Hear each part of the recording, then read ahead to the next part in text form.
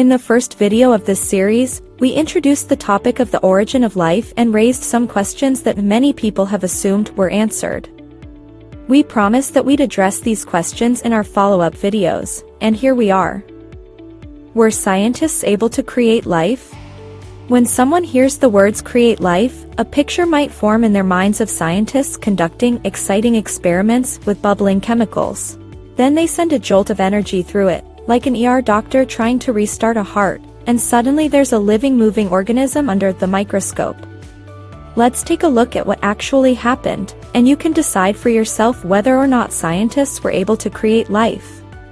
In May 2010, a team of scientists led by Dr. Craig Venter became the first to successfully create what was described as synthetic life. Dr. Venter is an American biotechnologist and businessman who is known for many remarkable contributions in the field of genetics.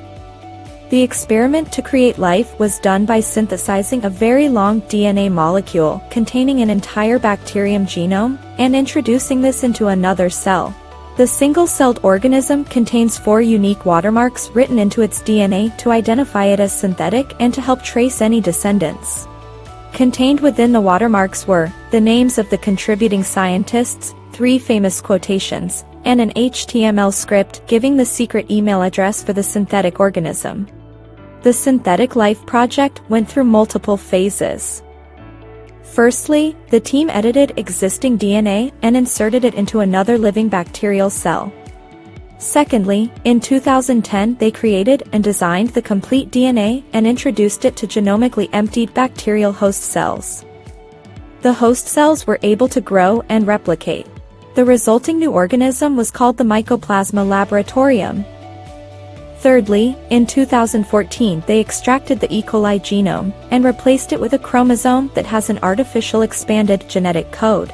And fourthly, the team is still continuing the efforts to create new synthetic forms of life as variants of the bacteria E. coli. These efforts provide massive applications like manufacturing pharmaceuticals and detoxifying polluted land and water. However, it should be obvious that new life was not created by anyone out of non-living components. Remember the image of scientists conducting experiments with bubbling chemicals, and boom, there was life? Well, this was nothing like that. Creating life means that there is either nothing and suddenly boom, a rabbit appears as if magically from a hat, or else, lifeless things are manipulated externally somehow and boom, the non-living components begin to live. The point should be that if life is needed to create or start life, then it's no longer non-living matter coming to life. It is a living organism of some sort incorporated with non-living matter, which then continues to live, as opposed to becoming alive. So, let's look carefully at the ingredients of their primordial prebiotic soup that created life. In the process of assembling the DNA molecule, a lot of enzymes and components were taken from other living cells. A lot of the information within the DNA itself was learned, copied or replicated from existing DNA codes. The host cell is still a living cell with pre-existing capabilities of reading the codes in the DNA and producing protein accordingly, so it's more like exchanging its original software with another one that's been customized. All these efforts are still focusing on simple single-cellular organisms, as other forms of life are extremely complex.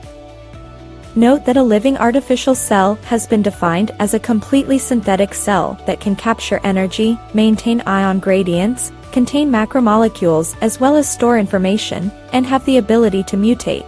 Until now, nobody has been able to create such a cell. On the other hand, these scientific efforts actually point to a few interesting conclusions. That the digitally designed information that's encoded into our DNA actually proves that life is much more than just chemistry and physics, with highly fine-tuned information on top of everything controlling who we are. This information had to have originated from an intelligent source. That with the help of advanced computing and laboratories, existing purpose, knowledge, and existing life to copy from, it was still very hard to design and produce a functioning DNA. Can you really imagine these complex systems were formed on their own just by random, unguided natural processes with no tools, completely unintentionally? What conclusions have you drawn from this information? Did scientists create life? We don't see it that way. Surely manipulating life is not the same as creating life. Intelligent manipulation of existing information cannot be viewed as proof that the information was once, long ago, able to create itself. Nope, it should be obvious to you, as it is to us, that science experiments have not been able to create life, full stop.